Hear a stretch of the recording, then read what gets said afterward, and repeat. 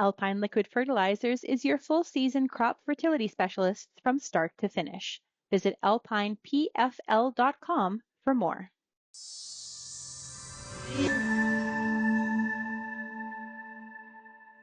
Sean Haney here with RealAgriculture.com and Real Ag Radio, World Radio 147, Sirius XM. We're going to talk right now about some new research relative to 4R and canola production. Joining us here to discuss some of the results of what farmers had to say is up first, it's Mike Weddel. He is with Stratus Ag Research. Hey, Mike, great to chat with you. Yeah, nice to be here, Sean. Yeah, absolutely. Also joining us is Cassandra Cotton with Fertilizer Canada. Cassandra, it's great to chat with you as well. Nice to see you again. Okay, so let's dig in here. So, Mike, what percentage of canola farmers, based on your research, have adopted 4R nutrient stewardship practices, and what are some of the things that are driving that adoption?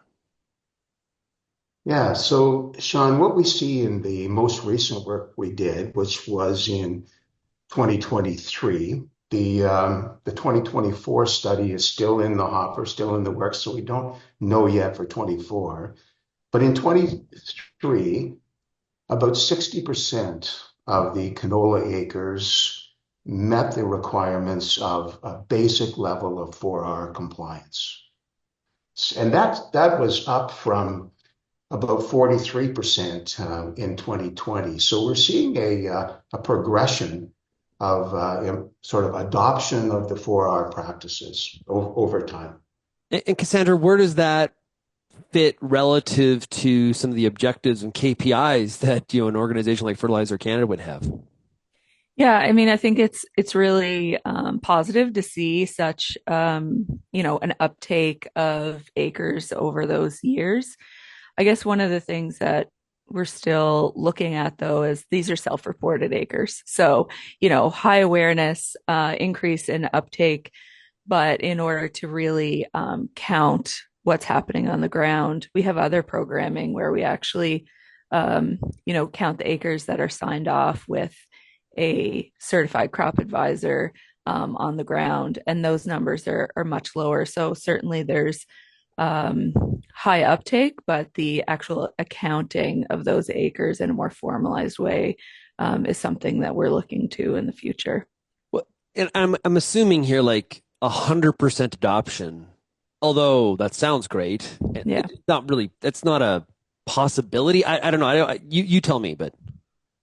Yeah, I mean, I don't think we expect to see 100% adoption, but that's the thing about the 4Rs too, is it's very incremental, right? So you could be at any point of implementation of the 4Rs, you might be, doing nothing. And so then, you get on the rung doing some of those basic levels.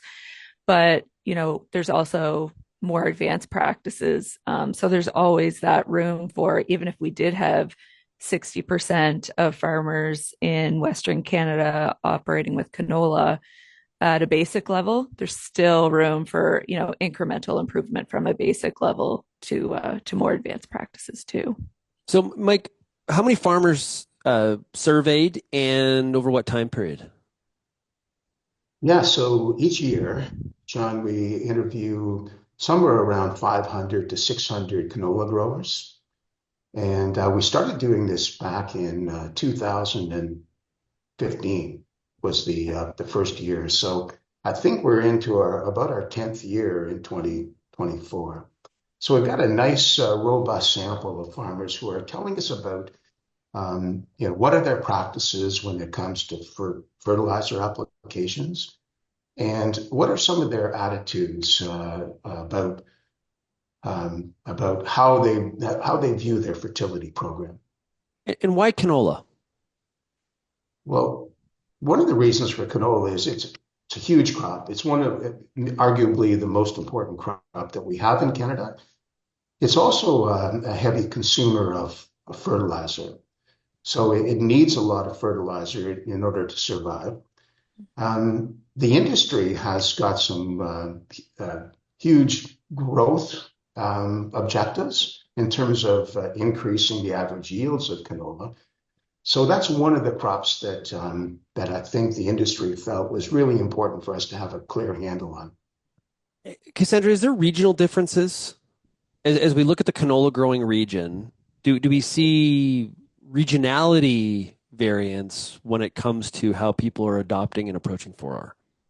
Yeah, I think within the survey, we did find that there's different compliance levels kind of differ depending on the region. So, for example, I think we saw some significantly higher rates in Alberta and among those like larger farms. So, we're talking about, 4,000 plus acres.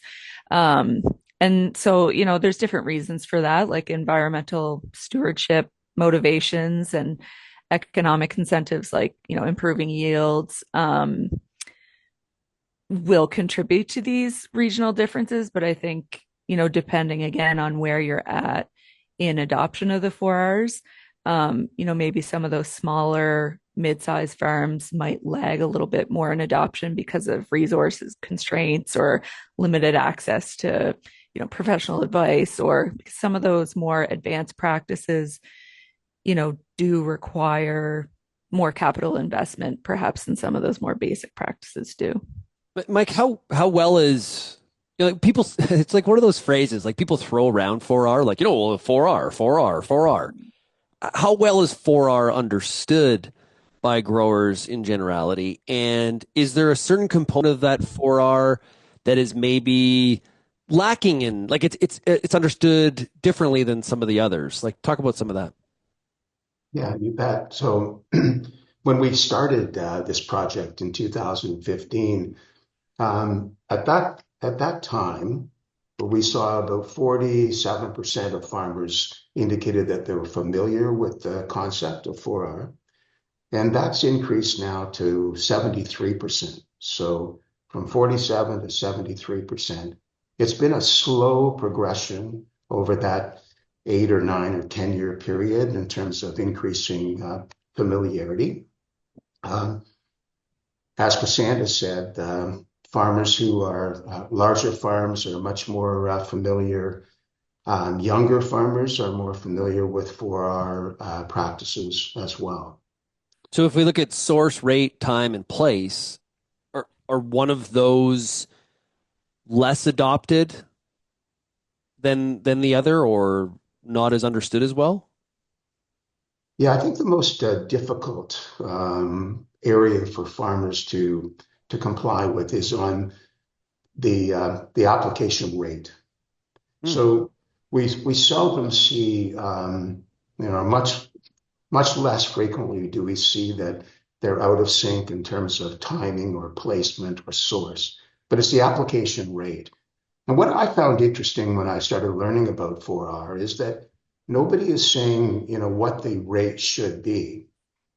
What the 4R principles call for is an agronomically sound, scientifically sound approach to determining what the rate should be. And that's, I think, where some farmers are running into some difficulty, and we see some of the reasons for that, right, Cassandra? Mm. Yeah, I think I would just add, Sean, like the what I found interesting in the survey on, you're almost talking about like what is a 4 acre? Like what is the definition of a 4? And I always say like, I wish I worked in beef, it's just so much cleaner and like simple. But crops is tough. There's just so many variables to that. So I do think what was interesting in the survey, and I think we're seeing this over and over again, is there's an awareness level of the 4R framework, but then whenever you actually dig into the data on, okay, the farmer has like maybe a lower awareness of the 4Rs, but then when you look at how they answered the questions on, are you soil sampling, are you variable rate, are you split applying, are you banding, like all those practices, they actually are practicing the 4Rs, but they just don't call it that, or they don't, participate in the program, or they don't know about it. So I do think that there is still, I mean, I think it's getting smaller, but I still think that gap sort of exists. And I think that's why at this point, we're really pushing for growers to work with a certified crop advisor to develop a plan, because really that's the only way that you are able to say and know for sure that you're operating under that framework.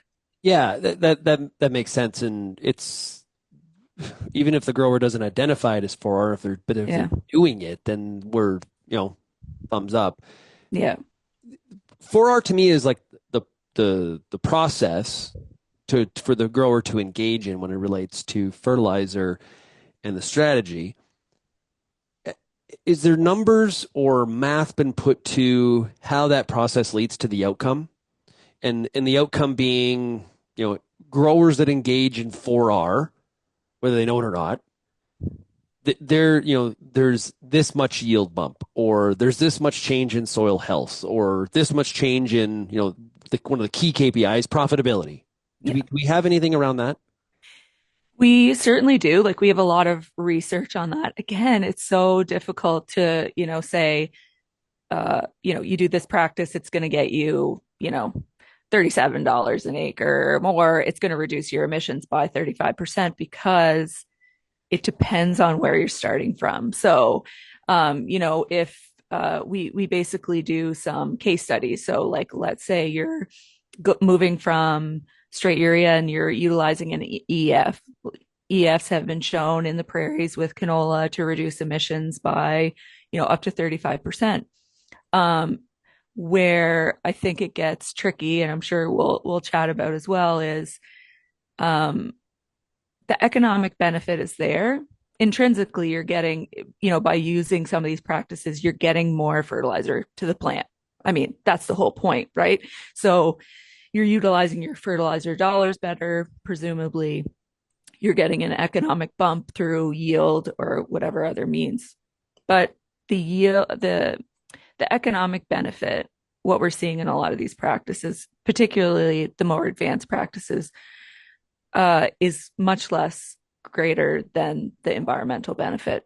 So in order for growers to adopt these practices and accelerate adoption, the discussion always comes around with incentives and how do we incentivize adoption to de-risk those practices to get growers, utilizing them long term. Okay, and that's exactly where I was going next. So beautiful segue. Mike, what about the incentives?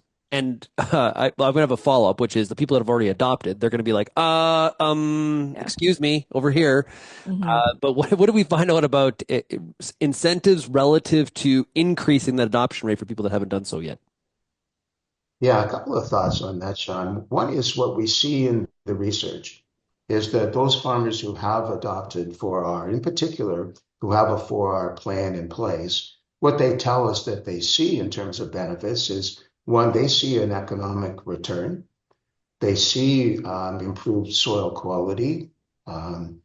They get then the sense, derived benefit, which is that they know that they're practicing the most environmentally sustainable practices that they can.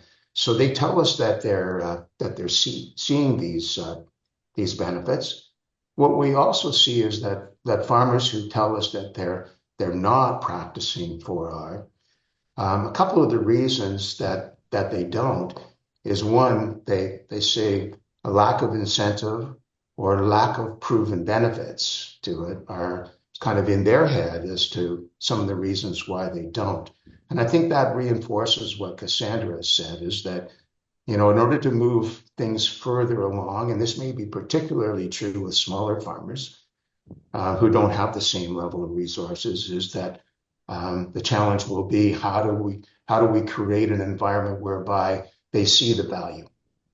Now, we've been focused on the people. We've talked a little bit here about the people that haven't adopted yet and how we get that number higher. But I also hear from parts of our audience that are, highly engaged in this and have been for a while, that say, like, what are we talking about? Like, this is like elementary. Like, this is just common sense. Everybody should be doing this, and I have for a long time. We need to up our game in terms of what 4R, 4R plus or 4R premium, however we want to put that, or maybe we want to have 6R. I don't know what we're doing, but they're saying, hey, we need to up our game here because this is like table stakes. Did you hear it all from people you surveyed in that regard, and how big is that group if you did? Yeah, I think I think we hear that a lot, maybe not so much through this survey, but certainly in a lot of the other initiatives that we engage in, is that whole concept of um, you're almost incenting laggards, right? You're not actually incentivizing those that are leaders in this space, but those who are basically waiting to see what happens in the market to get, a benefit incentive wise out of these practices. Um, but I do think with the way that the market is moving, that even for those that are currently, very advanced in their practices, are already doing those, as you say, table stakes practices, that there is an opportunity to make things like formalizing a plan with a sign off from for a designated certified crop advisor additional. So, for those farmers that are doing this, but they don't actually have a formalized plan in place with a sign off, that there would be incentives for that verification piece. Certainly, I think something like an offset market, a carbon trading market for growers would help commoditize that data for them in some way, because right now there's no market really for them to be paid for that. And so I think certainly when we're talking about commoditizing their data, there's an opportunity for formality in what they're already doing to get that incentive back. Mike, from your viewpoint, Stratus does a lot of research across a number of different topics. Is there a data point or some things you remember as you go through the results that stuck out to you as something kind of interesting, or maybe changed your opinion or your thought, or what you thought, sort of your perception was? I know you've been doing this for a number of years, but talk about something that stuck out to you. Yeah, one of the things that really jumps out for me goes back to, I think, what Cassandra just was talking about a formalized 4R plan, but also in particular working with a designated agronomist who's been certified and knowledgeable about 4R. And what we see in the data is that we ask farmers who's making the fertilizer rate decision. And we ask them, is it your ag retailer that's deciding? Is it an independent agronomist? Or are you making the rate decision yourself on the farm? Somebody who works there or whatever. And then we looked at, well, what's the compliance with these basic levels of 4R based on who's making the rate recommendation? And what we found is that if the ag retailer or an independent crop advisor is making the rate recommendation, between 75% and 85% of the acres meet the requirements of 4R. But if the farmer is doing the rate recommendation themselves, it's only a little over 40% of those acres that are, and 60% of the time, the farmer's making their own rate decision. So the thing that struck me was the more we could somehow encourage farmers to get out there, rely on their fertilizer retailer or their independent agronomist to help them get the rate right, then that might be one of the easiest, least expensive ways of improving adoption. So now the results are out. If somebody wants more information, they want to, access some of this key information, how do they do so? Where do they go? Yeah, so all the results and past results as well, looking at trend lines, are available on Fertilizer Canada's website. And we can grant access to anyone who would like to see the data. Okay, awesome stuff. Important work. Oh, sorry, Mike, go ahead.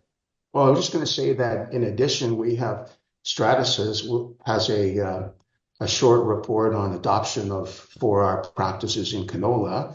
And that can be downloaded at no charge from stratusresearch.com/4R-fertilizer. So if anybody is interested, welcome to download that report as well. Great stuff. And Fertilizer Canada's website is fertilizercanada.ca. Cassandra, thanks a lot for joining us. No problem. Thank you, Sean. Hey, Mike, all the best. Thanks, Sean. Same to you. If you have any thoughts, comments, questions about what we just chatted about, important key information there, I really enjoyed that. You can send me an email, shaney@realagriculture.com, or of course you can call the Real Ag feedback line, 855-776-6147.